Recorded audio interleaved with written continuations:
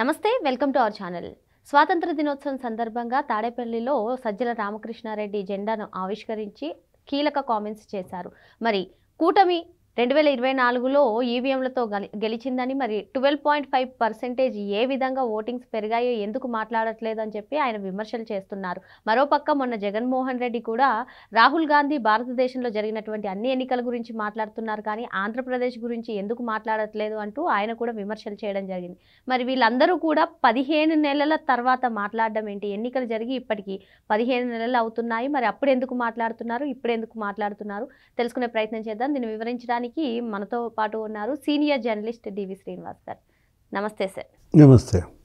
స్వాతంత్ర దినోత్సవం సందర్భంగా ఈసారి జగన్మోహన్ రెడ్డి కాకుండా సజ్జల రామకృష్ణారెడ్డి గారు తాడేపల్లి కేంద్ర కార్యాలయంలో జెండాను ఆవిష్కరించి తర్వాత అసలు కూటమి 2024లో ఈ ఈవీఎంలతోనే గెలిచింది, నిన్న పులివెందుల ఎన్నికలు కూడా పోలీసులు రిగ్గింగ్కి పాల్పడి గెలిపించారు అంటూ కీలక కామెంట్స్ చేయడం జరిగింది సార్. మరి జగన్మోహన్ రెడ్డి కూడా ఇటీవల ప్రెస్ మీట్లో రాహుల్ గాంధీ గురించి మాట్లాడుతూ భారతదేశంలో జరిగినటువంటి ఎన్నికలు అన్నిటిపైన మాట్లాడతారు, ఆంధ్రప్రదేశ్ గురించి మాట్లాడరు అంటూ ఆయన కూడా కీలక కామెంట్స్ చేయడం జరిగింది. వీళ్ళందరూ కూడా ఇప్పుడే ఎందుకు మాట్లాడుతున్నారు? మరి ఎన్నికలు జరిగిన టైంలో కానీ రిజల్ట్స్ వచ్చిన వెంటనే కానీ అప్పుడు ఎందుకు మాట్లాడలేదు, ఇప్పుడు ఎందుకు మాట్లాడుతున్నారు, ఏమంటారు మీరు? అంటే 2024 మే 13 ఆంధ్రప్రదేశ్ అసెంబ్లీ ఎన్నికలు లేకపోతే పార్లమెంట్ ఎన్నికల్లో ఓటు జాబితా అక్రమాల గురించో, దొంగ ఓట్ల గురించో, లేకపోతే ఈవీఎంల గురించో మాట్లాడితే దానికి ముందు మాట్లాడాలి, దాని తర్వాత మాట్లాడాలి. 15 నెలల తర్వాత ఏంటి గోల అంటే, ఇప్పుడు ఈ 15 నెలల్లో మీరు ఏమన్నా అసలు ఎందుకు ఓడిపోయాం, ప్రజలు ఎందుకు దూరం అయ్యారు అనేటువంటి సమీక్ష అటు కాంగ్రెస్ పార్టీలో రాహుల్ గాంధీ కానీ, ఇటు వైఎస్ఆర్ కాంగ్రెస్ పార్టీలో జగన్మోహన్ రెడ్డి కానీ చేసిన దాఖలాలు లేవు.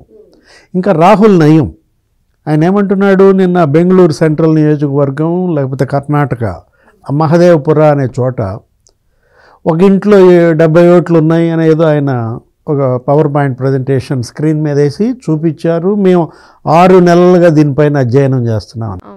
అసలు జగన్మోహన్ రెడ్డి ఆయన ఓటు చోరీ గురించి కానీ ఈవీఎంల గురించి కానీ మాట్లాడే నైతిక హక్కు ఉందా?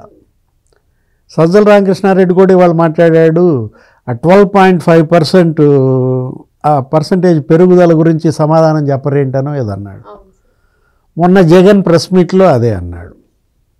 ఇప్పుడు ఆ రోజు ఏది సాక్షి పేపర్ బయటిది కరెక్ట్గా ఎన్నికలు జరిగిన ఆ 14వ తారీఖు పేపర్ తీసామనుకో, ఆ రోజు మరి ఏమని రాశారు సాక్షిలో, ఏమని ప్రసారం చేశారు సాక్షి ఛానల్లో? జగన్మోహన్ రెడ్డి 136 బటన్లు నొక్కాడు, మొత్తం బీసీ ఎస్సీ ఎస్టీ ఓట్లు ముస్లింలు అందరూ మాకు గుద్దారు, అందుకే ఇంత పర్సంటేజ్ పెరిగిందని ఆ రోజు ఓట్ల వెల్లువ. ఇప్పుడు ముఖేష్ కుమార్ మీనా అప్పుడు ఉన్నటువంటి స్టేట్ ఎలక్షన్ కమిషనర్, ఆయన ఇంటర్వ్యూ కూడా సాక్షిలో వేశారు.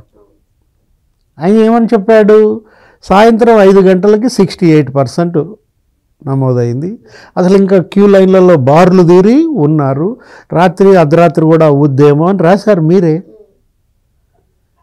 5 గంటలకి 68% అయితే జగన్మోహన్ రెడ్డి అసలు దాన్ని తిమ్మిని బిమ్మిని చేస్తాడు. ఇప్పుడు 8 గంటల దాకా 3500 పోలింగ్ కేంద్రాల్లో ఓటింగ్ జరిగింది. అర్ధరాత్రి 11:30 దాకా 360 కేంద్రాల్లో పోలింగ్ జరిగింది. ఆయనే చెప్పాడు, మీనాయే చెప్పాడు, ఏది ఇంకా ఎంత ఫైనల్ టర్న్అవుట్ అనేది రేపు కానీ చెప్పలేమన్నారు. ఇప్పుడు పోలింగ్ టైం ఎప్పటికైపోద్ది? సాయంత్రం 6ంటికి. ఇప్పుడు నువ్వు చెప్తున్న 68% ఎన్నింటికి? 5ంటికి. అసలు జనరల్గా ఏంటంటే సాయంత్రం 4 to 6 పోటెత్తుతారు, పనుల మీద రాలేనాళ్ళు, పొద్దున్నే మరీ రష్ ఎక్కువ ఉంటుందిలే, సాయంత్రం పోయి తిరిగ్గా వేద్దామనుకుని. ఇంకా కొంతమంది ఏంటి, మాకెవరు డబ్బులు ఇవ్వలేదు అని కొంతమంది రారు ఓటేయడానికి. అప్పుడు ఆఖరి నిమిషంలో బేరాల్లో ఏదో మాట్లాడుకుని ఆ కాలనీలు వదులుతారు, ఆ మొత్తం వచ్చి పడతారు. 6 దాకా క్యూ లైన్లో ఉన్న ప్రతి ఒక్కడికి ఓటు ఇవ్వాలి, గేట్లు మూసేయాలి. మరి 6 దాకా లైన్లో ఉన్నాళ్ళు, మీరు చెప్పే 68% 5ంటికి, మరి 6ంటికి ఎంత అయింది? లేదు ఇందాక మరి ఆయన మీనా గారు చెప్పినట్టుగా 8:30 దాకా సాగింది 3600 కేంద్రాల్లో.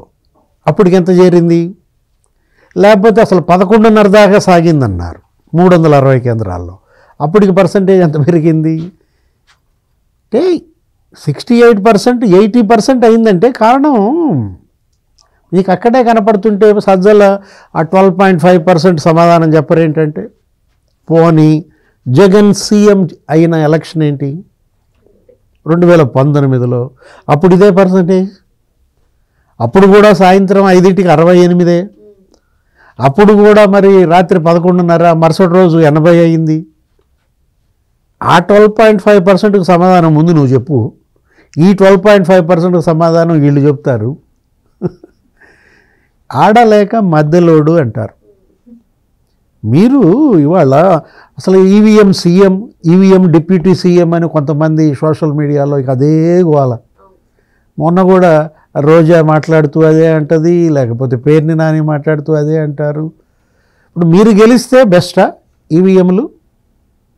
ఆ రోజు 151 సీట్లు వచ్చినప్పుడు జగన్మోహన్ రెడ్డి ఈవీఎంలు వద్దు అంటే అది గొప్ప.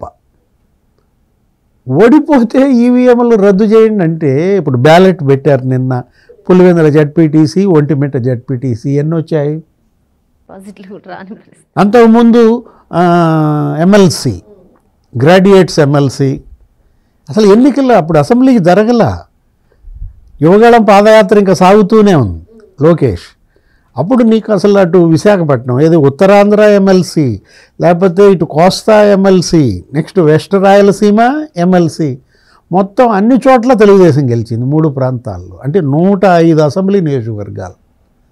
అది ఈవీఎం కాదే, బ్యాలెట్. ఒక్కొక్కడు 90,000 మెజార్టీతో గెలిచారు, 80,000 మెజార్టీతో గెలిచారు. ఆ రోజు మరి ఇదే సజ్జలు ఏమన్నాడు? ఆ ఓట్లు మాయి కాదన్నాడు, గ్రాడ్యుయేట్స్ ఓట్లు మాయి కాదన్నాడు. అసలు నిన్న ప్రెస్ మీట్ పెట్టి జగన్మోహన్ రెడ్డి ప్రజాస్వామ్యం ఖూనీ అంటాడు.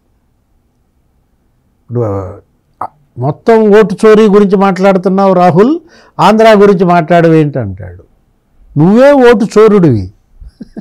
అంటే ఓటు చోరుడే ఓటు చోరీ గురించి మాట్లాడాలా? మాట్లాడతాడా?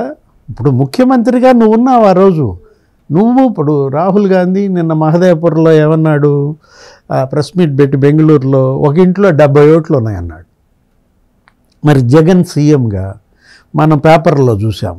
ఆ ఎలక్షన్ ఏది 2024 ముందు ఏమిటి, ఆ పట్టాభిపురంలో ఒక అడ్రస్ పైన మరి 700 ఓట్లు, శ్యామల్ నగర్లో ఒక అడ్రస్ కింద 156 ఓట్లు, బెజవాడలో ఒక అడ్రస్ కింద 800 ఓట్లు. ఈ మాట్లాడమంటావా? రాహుల్ గాంధీ వీటి గురించి మాట్లాడమంటే మాట్లాడతాడేముంది? ఏం మాట్లాడవు రాహుల్? తిరుపతిలో నువ్వు ఆ రోజు గురుమూర్తిని గెలిపించావే బై ఎలక్షన్, 35,000 ఫేక్ ఐడి కార్డులు. గిరీష ఆయన్ని బెదిరించి ఆయన లాగిన్ పాస్వర్డ్ లాక్కుని ఈ భూమన లేకపోతే ఆ చెవిరెడ్డి, పెద్దిరెడ్డి తమిళనాడు నుంచి ఓటర్లను తెప్పించి వాళ్ళ ఫోటోలు పెట్టి ఓటు కార్డుకు ఫేక్ తయారు చేసి ఓట్లు వేయించారు, గురుమూర్తిని గెలిపించారు. గురుమూర్తి ఎన్నిక గిరీష సస్పెండ్ అయ్యాడు. ఐఏఎస్ అప్పుడు Tirupati commissioner Girisha, deputy commissioner Chandramouleeswar Reddy, ఒక 22 మంది కేసుల్లో పడ్డారు. మాట్లాడమంటావా? రాహుల్ గాంధీ ఆ రోజు తిరుపతి బై ఎలక్షన్ గురించి మాట్లాడమంటే మాట్లాడతాడు. ఏం మాట్లాడమంటాడు జగన్మోహన్ రెడ్డి రాహుల్ గాంధీని? ఆ వ్యక్తి రాహుల్ గాంధీ ఆంధ్ర గురించి మాట్లాడే అంటే ఇవన్నీ మాట్లాడాలి. ఉరవకొండలో నువ్వు విశ్వేశ్వర్ రెడ్డి కలిసి 6,000 దొంగోట్లు చేర్పించారు, 2,000 అసలు ఓట్లని తీసేయించారు. పయ్యావుల కేశవ్ న్యాయ పోరాటం చేశాడు. ఇప్పుడున్నటువంటి ఆర్థిక మంత్రి చంద్రబాబు తెలుగుదేశం అధ్యక్షుడిగా ఒక 4-6 లెటర్స్ రాశాడు సెంట్రల్ ఎలక్షన్ కమిషనర్. సిఈసి ఒక సెక్రటరీని ఇక్కడ ఎంక్వైరీ చేయమని పంపాడు. పంపితే మొత్తం బయటపడింది. ఉరవకొండలో ఆ స్వరూపరాణి సస్పెన్స్, ఆ Bhaskar Reddy suspend. Returning officer Bhaskar Reddy ఎవరి వల్ల సస్పెండ్ అయ్యాడు? ఆ జడ్పీ సిఇఓ స్వరూపరాణి ఎవరి వల్ల సస్పెండ్ అయింది, గిరీష ఎవరి వల్ల సస్పెండ్ అయ్యాడు, ఇవన్నీ మాట్లాడమంటాడా జగన్? రాహుల్ ఇవన్నీ మాట్లాడాలా? అంటే ఓటు చోరీ గురించి మాట్లాడితే అంట నువ్వు ఓటు చోరుడు అనగానే నువ్వు మళ్ళీ గ్రీకు వీరుడు అంటావు. లీకు వీరుడు, గ్రీకు వీరుడులాగా ఇవాళ ఓటు చోరుడు జగన్మోహన్ రెడ్డి. ప్రజాస్వామ్యం గురించి జగన్మోహన్ రెడ్డి మాట్లాడితే అసహ్యం వేస్తోంది అన్నాడు. ఎవరు? అయ్యన్న పాత్రుడు నిన్న అసెంబ్లీ స్పీకర్ అయ్యన్న పాత్రుడు మాట్లాడుతూ అసహ్యం వేస్తోందంటే, అసలు మీరు ఇప్పటికి కూడా సజ్జల, జగన్మోహన్ రెడ్డి జనం మాకెందుకు ఓటేయటం లేదు, మేమేం తప్పు చేశాం, ఎస్సీలకు ఏం అన్యాయం చేశాం, బీసీ లేకపోతే ముస్లిం లేకపోతే ఎస్టీ ఎందుకు మాకు ఓటేయటం లేదు అని మీరు అసలు నీ గమ్మత్తు ఏంటంటే పులివెందుల్లో డిపాజిట్ పోవటం కాదు, 684 ఓట్లు వచ్చినాయి అంట. ఎక్కడ 7600 ఓట్లు 684 అంటే 9%. బ్యాలెట్ అది. ఆ బ్యాలెట్లో ఓటుతో పాటు స్లిప్పులు పడ్డాయి. ఏమని పడ్డాయి? 30 ఏళ్ల తర్వాత మొదటిసారి ఓటేస్తున్నాం, మీకు దండాలయ్యా.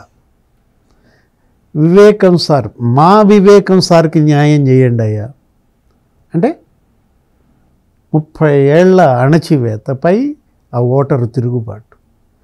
వివేకానంద రెడ్డిని కిరాతకంగా హత్య చేసి మళ్ళా అవినాష్ రెడ్డితో ప్రచారం చేస్తే వాళ్ళు కోరుకుంటుంది అదే. ఇదేంటి వివేకానంద రెడ్డి హత్యకి ఇవాళ ఆగ్రహం, లేకపోతే మీరు 30 ఏళ్ళుగా ఓటు వేయనీకపోవడంపై ఆగ్రహంగా చూడకుండా జగన్మోహన్ రెడ్డి అబ్బో అమాయకంగా అసలు మహానటన. ఇవాళ జగన్ ఒక జోకర్గా మారాడు. ప్రజలకి ఆయన ఇవాళ దూరం అయిపోయాడు. ఇన్నాళ్ళు జనాన్ని భయపెట్టాడు, ఇప్పుడు జనం జగన్ని భయపెడుతున్నారా? మరో అంశంతో మళ్ళీ కలుద్దాం. Thank you sir.